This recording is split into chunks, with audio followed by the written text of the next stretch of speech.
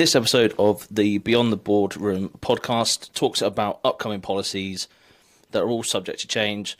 Make sure you speak to your advisor before acting on any investments.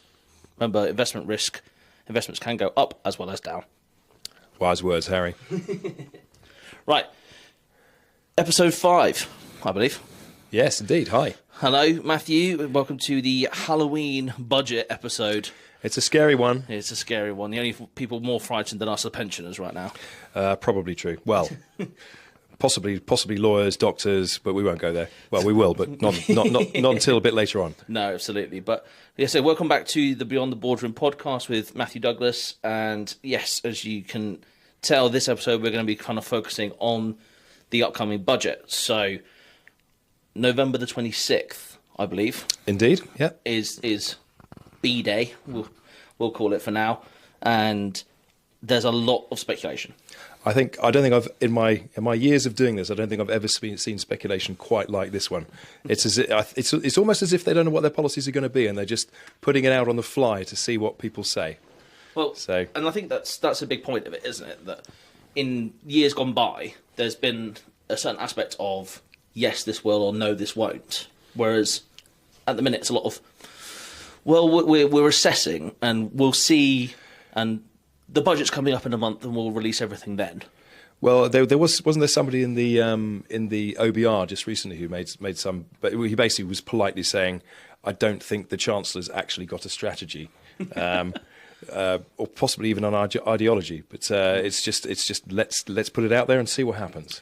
Well, that's it. And so what we're going to go through today is some of the points that are coming up that we've seen in the news, that's come up from questions from clients, from other advisors, from different industries, and kind of give our thoughts on it. And like I say, especially these are our thoughts, not fact yet. Yep. It's not on.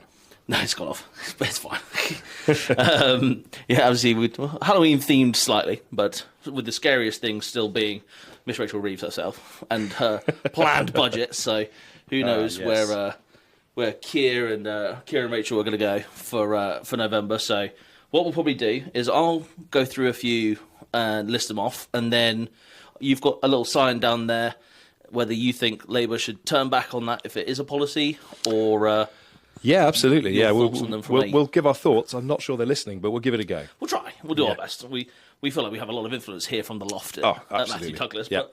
But I mean, we'll start us off with kind of a bit of a context. I think is important. Where obviously, depending on when you're listening to this or watching it and coming back to it. But as we currently stand, one of the big points is around kind of UK borrowing and how that hit.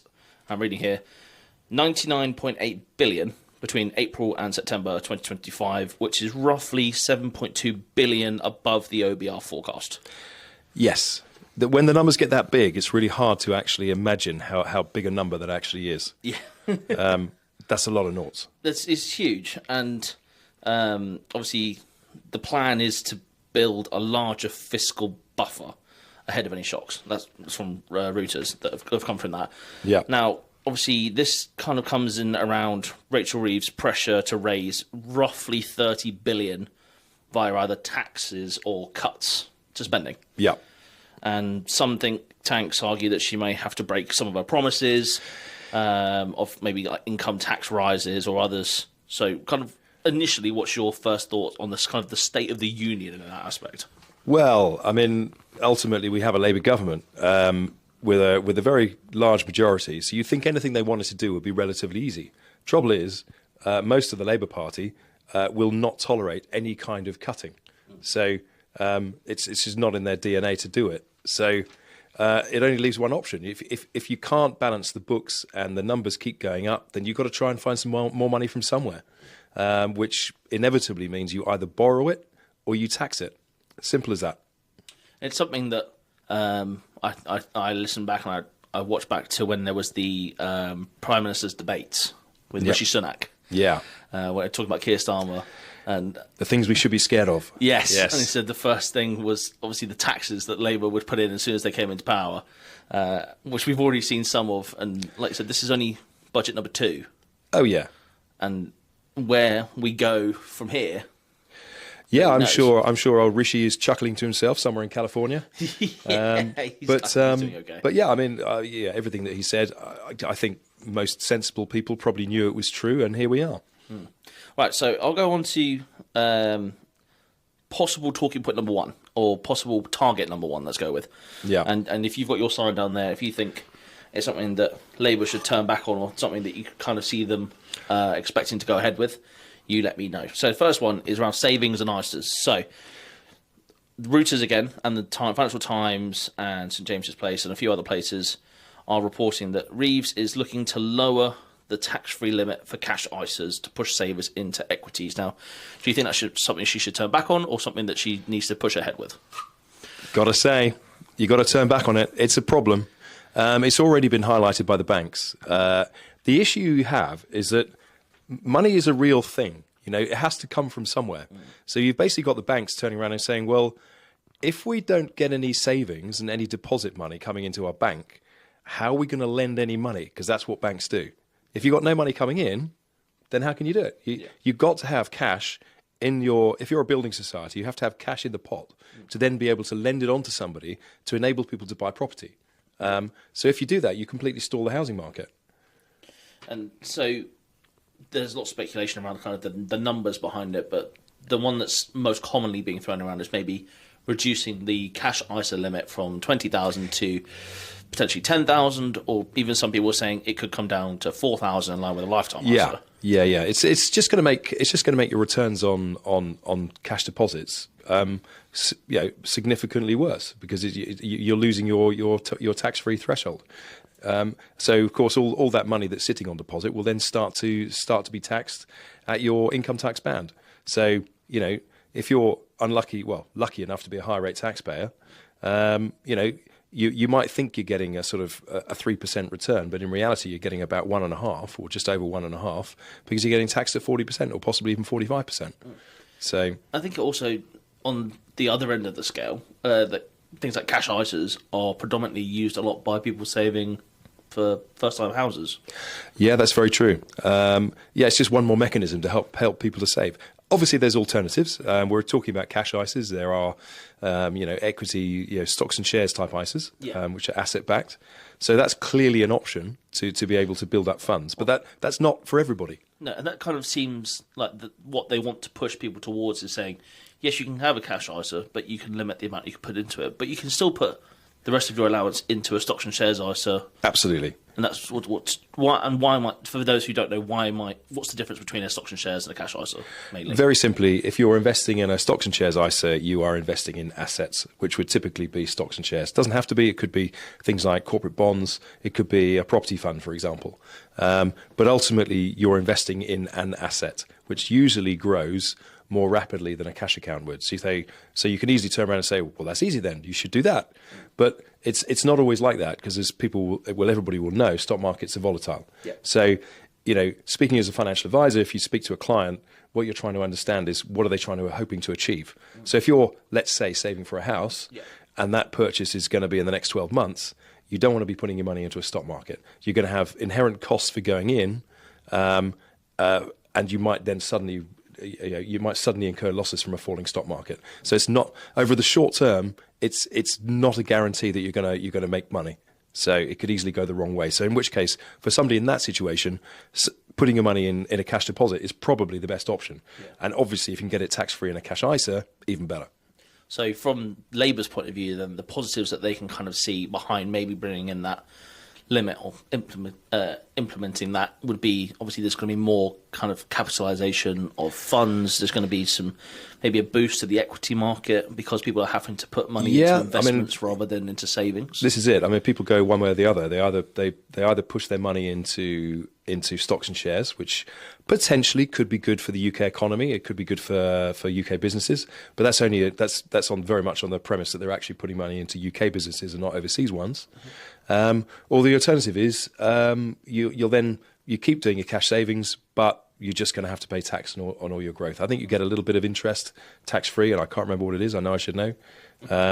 But ultimately, you're going to be paying income tax at your marginal rate on all your growth. Yeah.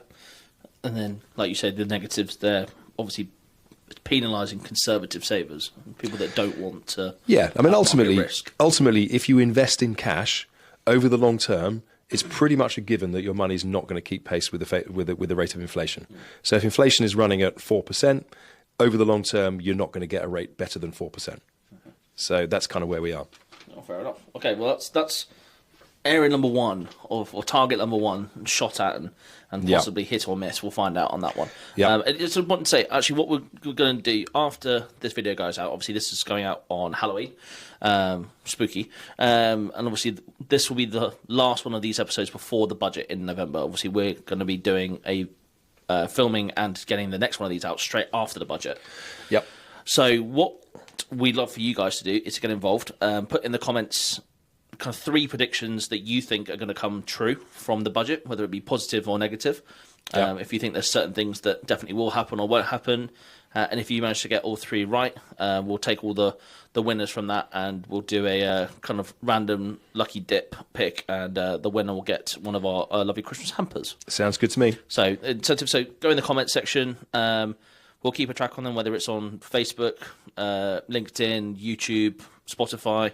Put your comments in there. Let us know, and if you're lucky enough to win, we'll be in touch. But yeah, I'll share my own thoughts on it. Obviously, as we've alluded to, it is just pure speculation because it's all just we know as much as anybody else knows. It's what crystal we read. balls in the post. Yeah, exactly. So I'll throw my hat in the ring and I'll play the game. Yeah, so, there you go. Yeah, we'll start off. So we'll have our comments underneath. So make sure you get yours in. Like I said, anytime before the budget. And we'll say after the budget's concluded on the 26th, we'll put everyone who managed to get 3 right into our lucky dip. But right, target number 2, pensions and retirement. That's going to be obviously another one of the big one. Obviously coming off the back of the pensions going into inheritance tax in 2027 that was announced last year. Again, this is the Independent and. With a few statistics and places, again, like St James's Place, that have been doing a lot of lobbying for it. There is said to be considerable interest about reducing the 25% tax-free lump sum and other pension contribution changes. Now, is that something that Rachel Reeves should stick with, or is that something that it should turn back on? I wonder... You know what I'm going to say. No, you've got to turn back on that one. Yeah, definitely. I mean, essentially, the idea...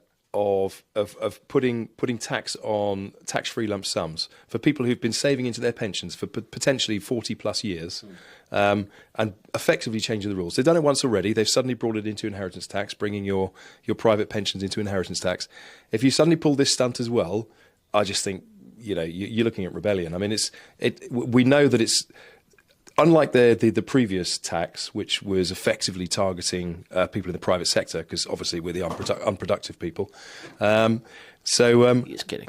What they're effectively doing is they'll not only be challenging people with fairly decent sized pensions, well, not even decent sized, sometimes very small ones, across the private sector. They'll also be attacking all those public sector workers who they profess to adore.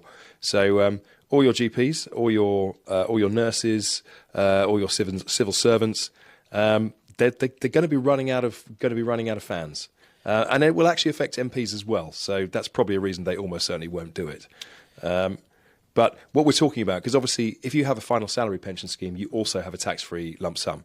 If they do it, if they attack the private sector, there will be one hell of a legal challenge if they tried to just isolate one group and say we're not going to do it for people in the public sector. I just cannot see that working. Yeah, and I mean, just to put some numbers behind what the kind of fear has been around pensions. So the Independent reported that pension withdrawals surged to 70.9, so almost £71 billion was withdrawn from pensions in 2024 to 2025, which is up 36%. Yeah, no surprise. I mean, here at Matthew Douglas Limited, we've seen it too. We have loads and loads of clients who are in a situation where they may have a really, really decent pension fund, and it might be the biggest asset they own, bigger than their house. So, and they've been depending upon this tax-free lump sum for years and years and years, and they may be using it. Potentially, they may have a mortgage. They may have a mortgage they've got to pay off. They need the tax-free lump sum. And I've had people ringing me up and saying, Matthew, what should I do? And I'm saying, well, we don't think they're going to do it, but because it would be illogical to do it. But they do illogical things. So that being the case, if a client says to you, well, actually, I've got this mortgage I've got to pay off, if they suddenly pull the plug on this, I'm in big trouble. It's like, well, if that's your situation, you've got to take it. Yeah, so it's again really important to mention, like I say, everyone is slightly different. And it's why it's really important to speak to a professional before you make those impulse decisions. Oh, absolutely. If you're in one of those people that is now worrying about, like, you might have a mortgage payment, you might have a large bill of some sort that's coming in where you've allocated in your mind, I've got this much money that I'm going to use for this. And if that's now at risk, it's so important to talk to someone before just acting on your own. Yeah, it's a major dilemma. I mean, full disclosure, I'm in that situation myself. I mean, I turned 57 last week, so happy birthday to me. I thought it was just the Halloween makeup. Very good. Thank you. Thank you. I lost my thread now. Yes. No, it's just the point that obviously I have a pension. I've got to practice what I preach, and I have a tax-free lump sum on that. I could draw it now if I wanted to. Yes, I'm still working, but I could draw on it. I do have a mortgage. I could be paying that off. But the dilemma for me is like a lot of people, I'm thinking, well, if I leave it there, I've got a larger chunk of money, which is building and getting compound growth on it. So do I chance it and just hope, hang on a few years, it's going to get somewhat significantly bigger than where it is now? And I've taken the view in my case that that's what I'm going to do. The mortgage is important, but it's not life and death for me. No. So, but like I say, before you make any of those decisions, speak to a professional. Absolutely. But yeah, and one of the reasons why they've been going after pensions, and again, this is the Guardian reporting this on behalf of, I think it's the Department of Workplace Pensions, that Reeves's growth plans via pension surplus are going to be scaled back because the Department of Workplace Pensions says only roughly 11 billion is likely to be available, rather than the 160 billion pound target, which is, you don't have to be brilliant at maths to see that's quite a difference. So it does make you kind of worry that actually are these dramatic cuts kind of are they disincentivizing people to save, or actually are they kind of knee-jerk reactions that are going to have massive impacts if they go ahead with them?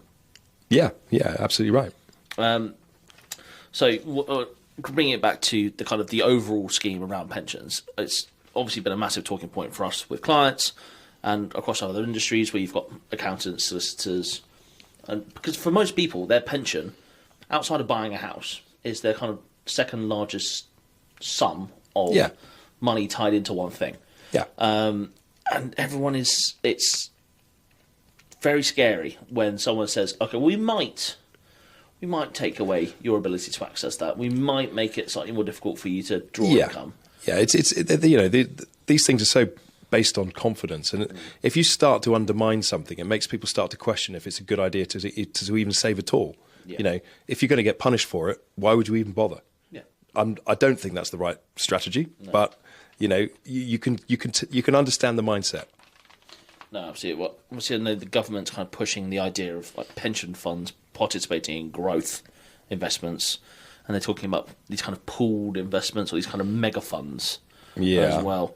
And I mean, so kind of going back into the pension side of it, obviously, it's a massive risk for people to have their pensions, they feel like, on the end of a string. Yeah. So how do you portray confidence in people that everything's going to be okay? Well, I think, as we keep saying to a lot of clients, the best advice is to stay alive beyond 2029. I mean, essentially, pensions are mostly money that's been built up. So that being the case, people have done well by putting their savings into them over the years. So it's very hard to attack money that's already accumulated. So it's a good thing to have. I mean, you can't argue with that.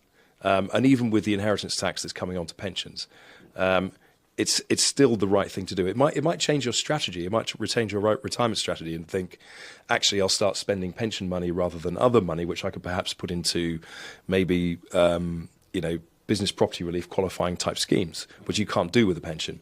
Yeah. So it just changes the balance a little bit in terms of the advice that you give. But pensions in themselves are a good thing. And I know one of the things they've talked about in the budget, and it's been one of these things that's been bandied about for a long time, is potentially reducing or equalising out the level of income tax relief you get on pension contributions. So in other words, what they're saying is, okay, for argument's sake, let's say they said everybody gets 30% relief. Yeah. If you're a 40 or 45% taxpayer, that's not good news. But if you're a 20% taxpayer, that's very good news. And snap back in. Right, so apologies about that one. If you were wondering, hang on, he's changed position slightly or anything. We had a slight technical mishap there. The camera decided it got too hot, so it's been in the fridge for 5 minutes and we're back. It's the anger in the room. Yeah, exactly. Yeah, it's too is very heated in all the wrong ways. But yeah, as we were talking about, we were talking a bit about the kind of the pension growth plans and the 25% tax-free cash removal. Yeah. We don't know how much of it you caught again after that point, but you were just giving a few words on kind of why people or how people can still kind of trust having a pension. Yeah, I think a pension still has to be a good idea. I'm a financial advisor. I'm going to say that, but it is absolutely true. I mean, the tax reliefs you get are, you can't replicate them anywhere else. So it's the first sort of building block of any kind of financial plan. Is you've got to put your money in a pension. It's a way of building up effectively deferred income. It's money you don't pay tax on now because you're going to pay tax on it later when you're in retirement, and as the government has decided, when you die as well.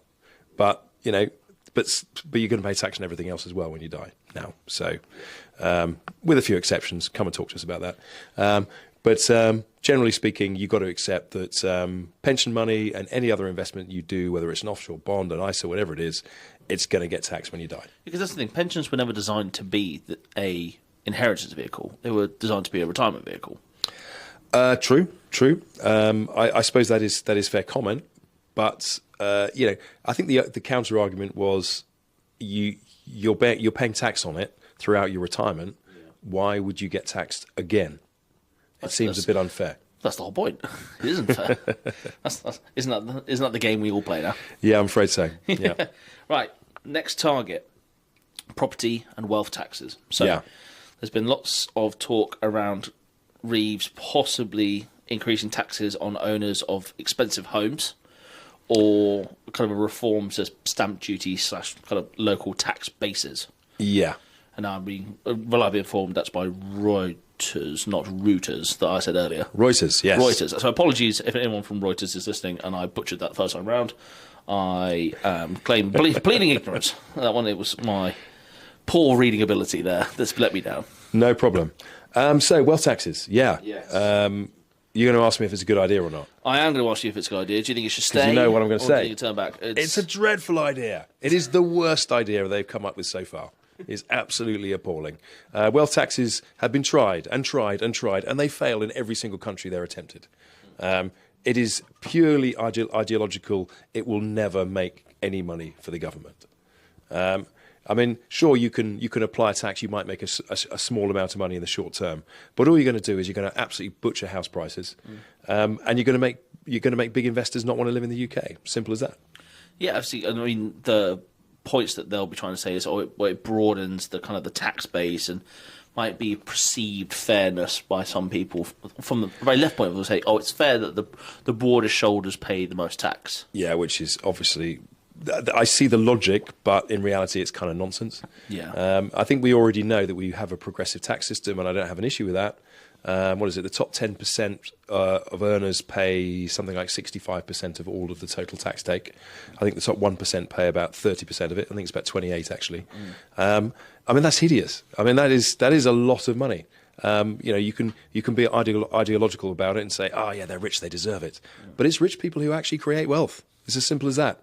If you want to drive them somewhere else, then this is the way to do it. Yeah. But it won't help your economy. It never will. They don't need incentives to leave. No, exactly. And we're not just talking about foreign investors. We're talking about British people who've grown up here and then just don't feel welcome and they don't feel valued in what they're trying to do. So they'll say, well, sod you, I'll go somewhere else. There's a lot of business owners, isn't it? Absolutely. That you see every day in the news, the kind of the top 100 wealth list. How many of them every day are going to Europe, going to Dubai? It's absolutely nuts. I mean, Florida. I know we're kind of broadening the discussion here, but I mean, you take somebody like James Dyson, who the left love to hate, because he up sticks and went to Singapore and he's very rich. Well, of course he's going to do that. They don't have minimum wages like we do, where everybody has to be paid, a 20,000 plus salary, just to basically take the bins out. At the same time, we have energy costs, which is sort of 4 times higher than the US. I mean, it's completely ridiculous. Of all global economies, we are one of the largest global economies, and yet the cost of our energy is off the scale. We could have a debate about net zero and the stupidity of that, but probably best not go there.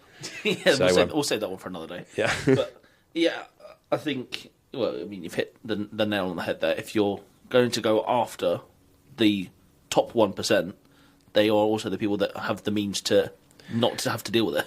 The top 1% are the people who set up those businesses. They're the ones who invest in other businesses. They're the ones who create wealth. It is so simple.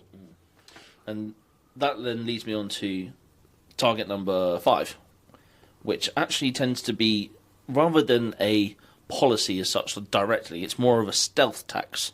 Yeah. And kind of the revenue raisers that you and I might slip into without even realising. Obviously, they've ruled out a standalone wealth tax, but many raise questions around capital gains tax and wealth levies on other measures, and obviously suggestions around kind of breaking the no-income tax promise to meet revenue. Yeah. Now, stealth taxes we've talked about a lot in the past, but for those who maybe don't know, can you kind of allude a bit more to what that kind of means? Well, I mean, stealth taxes, the government have effectively, by their election sort of manifesto pledges, they have ruled out certain the usual levers that governments tend to use when they want to raise tax. So the obvious things like raising income tax, employees' national insurance. They did say they weren't going to do it anywhere, but they did it on employers anyway. Things like VAT. These are the big potential easy levers to pull. But they said, no, we're not going to touch those because we're standing up for working people, because all those very, very rich people clearly don't work. But you can come up with wealth taxes, which is things like, stealth taxes, which is things like your wealth taxes, and trying to kind of creep around the edges on things like inheritance tax. These are the things that that the government just thinks, well, people won't really notice them, so they can kind of get away with it. But the trouble is they're just running out of places to look. I mean, there's all kinds of speculation on different taxes they might bring in. They might bring in some tax on things like betting, for example. Yes, that's an easy win. You've got the obvious one, which I'll give them a free pass on this one. They've kind of got to do it, which is freezing the tax bands. I think they've already committed to 2030. They may have to extend that beyond, because that'll please the OBR if they do. But it just means more and more people getting dragged into heavier tax bands. But where else do they look? No, absolutely. Well, there's also kind of calls for calming speculation, and I think that's the overriding thing today. Is there's so much speculation about all of these kind of possible policies, or possible changes, and from a market point of view, market likes calm and predictable. It doesn't like all of these. Well, we could, we couldn't, we could. It will, it won't, it might. It's the two most dangerous words in a market. It might. Yeah. I mean, I think you've got to go back to the old proverb, haven't you? The thing about, I can't remember the exact wording, but it's along the lines of, don't worry about the things you can't change, but have the wisdom to know the difference to the things that you can. So, and when it comes to the budget, to be honest, we can only speculate as what they're going to do, and then we can react once we know. Yeah, and exactly. Poor messaging is what keeps coming out, and I know there's a lot of kind of areas around the rumours and how it's kind of gone with this kind of leak-driven planning of the government. They seem to leak a policy might come out, see what they're kind of. Well, it's kind of policy on the fly, isn't it? Yeah. The thing is, in a sense, it's very easy to come up with an idea like, say, a wealth tax, whether it works or not. If the public's looking at that policy thinking, "Ooh, is that going to affect me?" And if the answer is no, then they're going to think it's a great idea. So if you pick up a tax that's only going to affect 5% of people, guess what? 95% of people think it's a brilliant idea. Yeah, we always laughed about that, didn't we? Because there was a policy that says like 80% of people would agree of a wealth tax. So which 80%? Which people did you ask? Yeah, absolutely. Yeah, I guarantee you yeah, didn't go into. That's the thing, isn't it? Centre of Chelsea or. Well, I mean, the classic at the moment is the idea that they want to bring national insurance into LLPs, limited liability partnerships. I think that's highly likely that will happen. But again, it affects a relatively small number of people who usually predominantly work for GP practices, law firms, accountancy practices, that sort of thing. And they tend to be quite wealthy. So I guess it's an obvious target for the Labour Party to go for. But yeah, I mean, what else would they do? I don't really know what to add to that, other than the fact that that's one of those things that will happen, and they'll be coming for them. Yeah. But everybody else who is not one of those people is going to think, "Oh, that's all right then. I'm happy with that." Yeah, and I think that's the point to allude to. For these kind of budgets, there's normally always a winner, and there's normally always a loser. Yeah, or losers plural. And I mean, some of the ones we wrote down of potential winners for the budget would be kind of equity and multi-asset investors could possibly be winners from this, and those with diversified portfolios, they could see some changes that might benefit them. But then on the losers, we mentioned earlier, cash-only savers might come out with this quite poorly. Yeah. High-rate pension contributors, contributors, retirees reliant on lump sums, possibly landlords again, and so the list of losers is growing quite long, whereas the winners is very few. And that's being very simplistic about how these things actually work. Yeah, this is a very low-level discussion on it. Yeah. Well, I mean, we come back to, for example, what they did in the last budget, where they brought in employers' national insurance. And of course, the immediate argument from the Chancellor would be, well, we're not hurting working people. We're just getting your employers. The rich fat cats with all the money. Well, guess what? Those rich fat cats with all the money are the ones who are actually paying the wages. Yeah. So if all of a sudden it's going to cost them more to employ people, they'll either employ less of them, or well, I mean, that's it. They'll employ less of them. Simple as that. They won't have had growth ambitions. That just won't happen. Or they'll just pass it on. They'll look for alternatives. Yeah, they'll just, basically, that's your pay rise gone. Sorry, guys. Yeah, it's going to cover the national insurance and the minimum wage rise. But yeah, exactly. So I mean, I wrote down a few kind of red flags / watch items that I mean, you guys at home and will be looking out for during the budget. So obviously, like we said, many rumours won't become reality. Yeah, they've been thrown around, and it will just go by the wayside. But there's something to say they can't come back next year. Obviously, watch the investments, watch gilt yields, sterling, equity markets, and that kind of first 48 hours post-budget. Yeah. And that will kind of give you a rough indication of what the market's made of. Yeah, the big advantage this government has got, and it's the one positive that's sort of giving them a bit of a tailwind, is the fact that the global economy is actually doing relatively okay, and you can see this by looking at stock markets. Yeah, the geopolitical risk has probably reduced a wee bit with a little bit of resolution in the Middle East, and who knows, we may even get something in Ukraine. America and China, absolutely. And what you see is that on the back of that, as you see things like energy prices coming down, and also there's the big sort of momentum of AI, which is probably going to be quite game changing over the next decade or so. So all these things are kind of positive things, which are potentially pushing into what could be a boom in the stock market. So as painful as all these tax increases may be, a lot of people will not feel massively worse off. But what's interesting, of course, is that when the stock markets do well, who are the people who end up making the money? It's the people with assets. Yeah, you're right. It's the rich people. So you can be pretty sure by the end of this Labour government, the rich people will still have got richer, and the poor people will definitely have got poorer. Yeah, and that's a morbid but unfortunate way of looking at how these things tend to play out a lot of the time. History indeed does have a way of repeating itself, and it tends to be the way it keeps going. But I mean, because the speculation is that Reeves is looking to need to raise about 30 billion to meet the fiscal goals.